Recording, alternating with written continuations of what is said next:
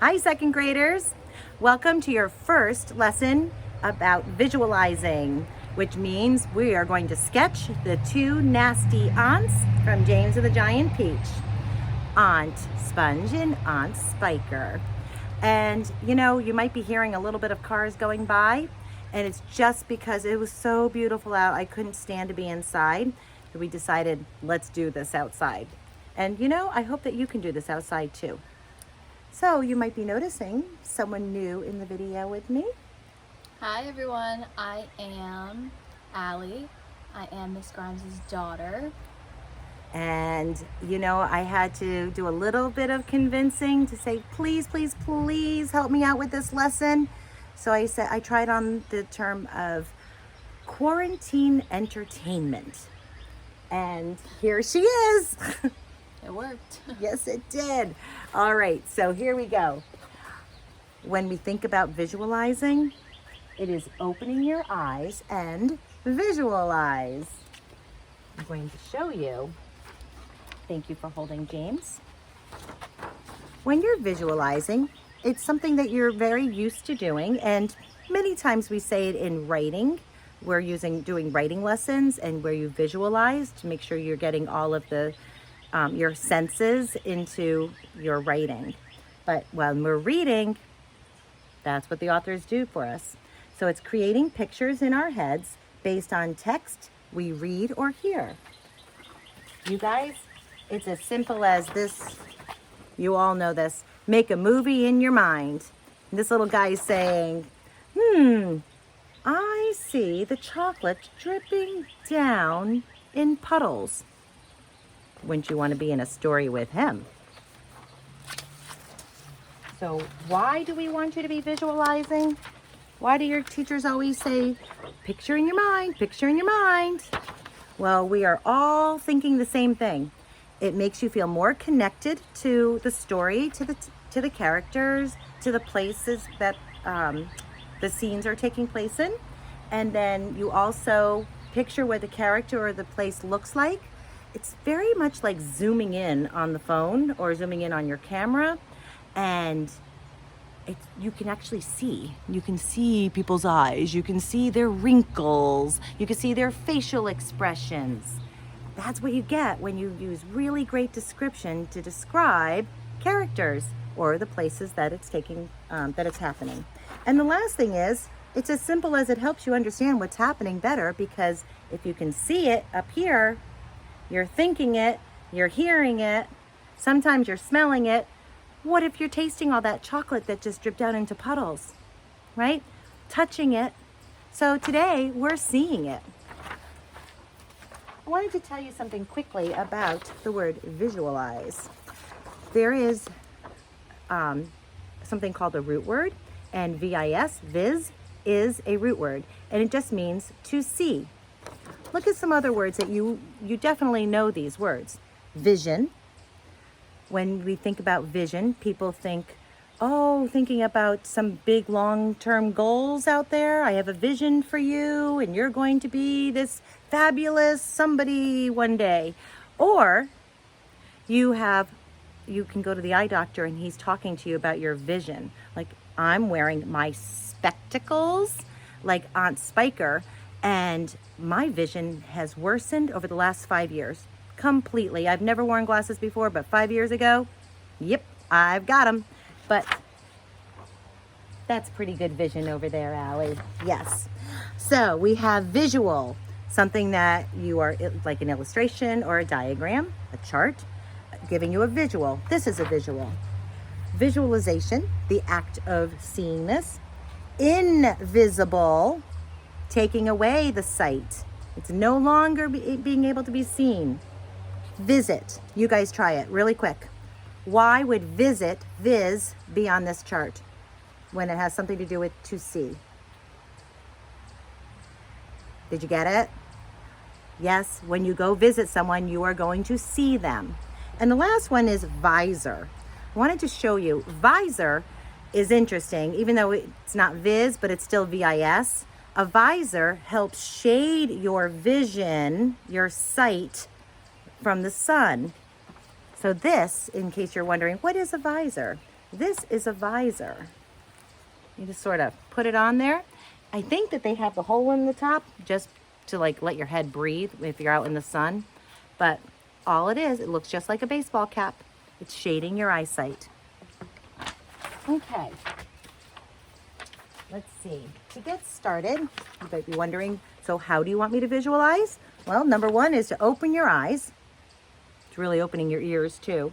Listen carefully to the description and then noticing that these are the clues that authors leave for us.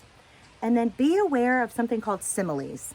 Those are when an author uses a simile, it's just them comparing one thing to another. Here's a quick little sentence for you. See how they compare. When somebody is fighting, they might compare this. I wonder, maybe your parents have said this to you. They fought like cats and dogs. Stop fighting like cats and dogs. You're acting like cats and dogs.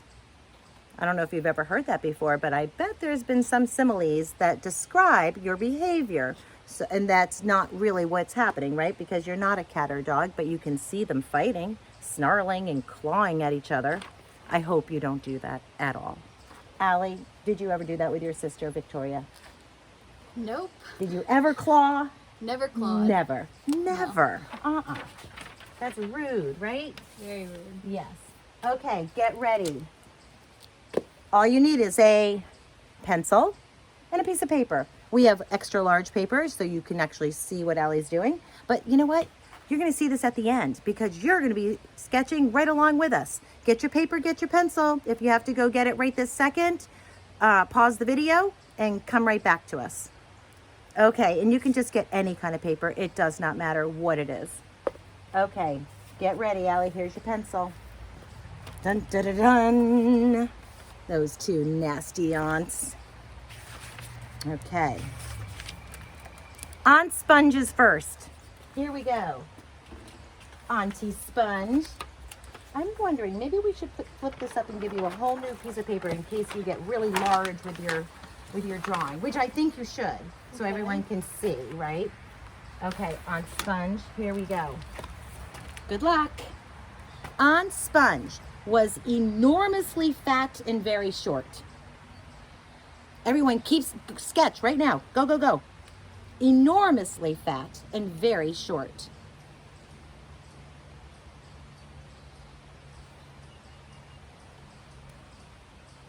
Okay, here we go.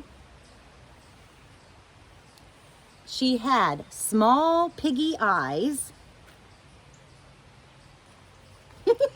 Sorry. She had small piggy eyes, a sunken mouth, something that sinks. Think of it going down. Her mouth is going down. Sunken mouth. And now this one's really funny. And one of those white flabby faces that looked exactly as though it had been boiled. Roald Dahl is quite humorous. A white flabby face that looks like it's been boiled. Okay, she was like a great white, soggy, overboiled cabbage. What could possibly look like cabbage on her? You hope you're doing this. You might be laughing with us and then you'll do it afterwards. That's fine too. We're gonna zoom in on this picture, don't worry. Okay, get ready. If you have to stop the video at any time, remember you can, and then just come right back to us. We're moving on to On Spiker. Okay, ready to visualize? Here we go. On Spiker, oh, by the way, did you hear the simile of the cabbage? Yes. If you can picture what a cabbage looks like, the big white dish green, it looks like a head of lettuce, right? Yeah. So that's the simile. And wrinkly, that's a good word, wrinkly. All right, here we go. On Spiker, on the other hand, was lean. Make her larger for us. Lean and tall and bony. Lean and tall and bony. Think of somebody who you can feel every little bone on their body. Oof. those are long legs and long arms. And look at the head. I don't know if you can see it with the pencil, but we'll zoom in just a minute. Okay, here we go. She wore steel-rimmed spectacles. Here they come. She looks like a conehead.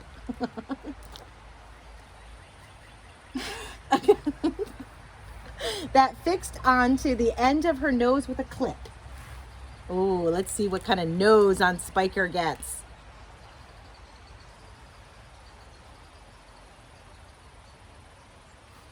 All right, here we go. She had a screeching voice and long, wet, narrow lips. Long, wet, narrow lips. And screeching voice. What could you possibly do to show screeching voice?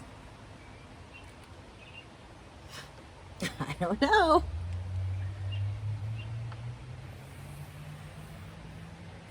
Oh, she's giving her a dialogue bubble, a talk bubble. Wah! What does it sound like, Allie? Screeching. Okay, here we go. This is really gross. And whenever she got angry or excited, little flecks of spit would come shooting out of her mouth as she talked.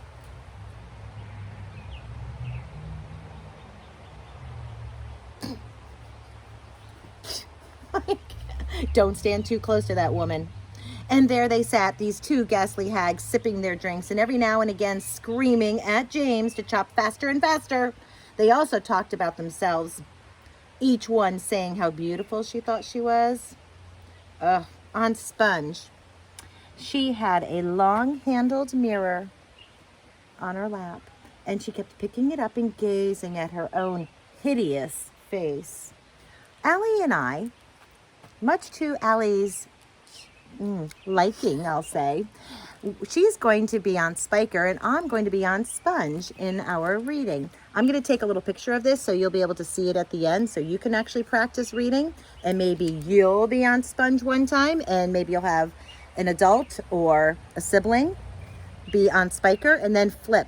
That way you can actually hear how they sound and feel what they're saying to add on to our visualizing. Here we go. Are you ready, Allie? Ready. Okay.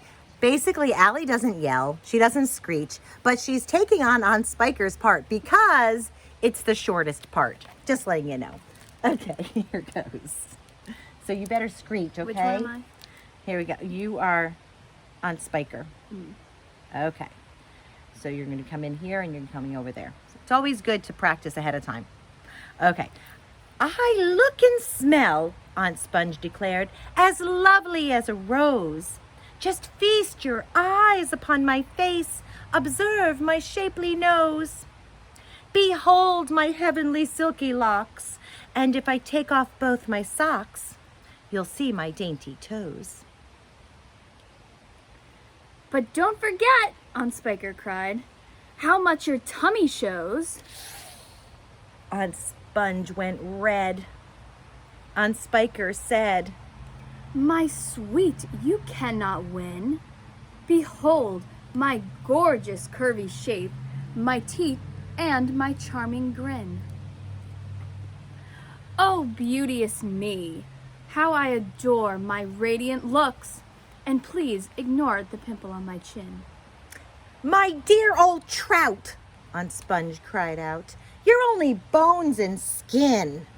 Such loveliness as I possess can only truly shine in Hollywood, Aunt Sponge declared.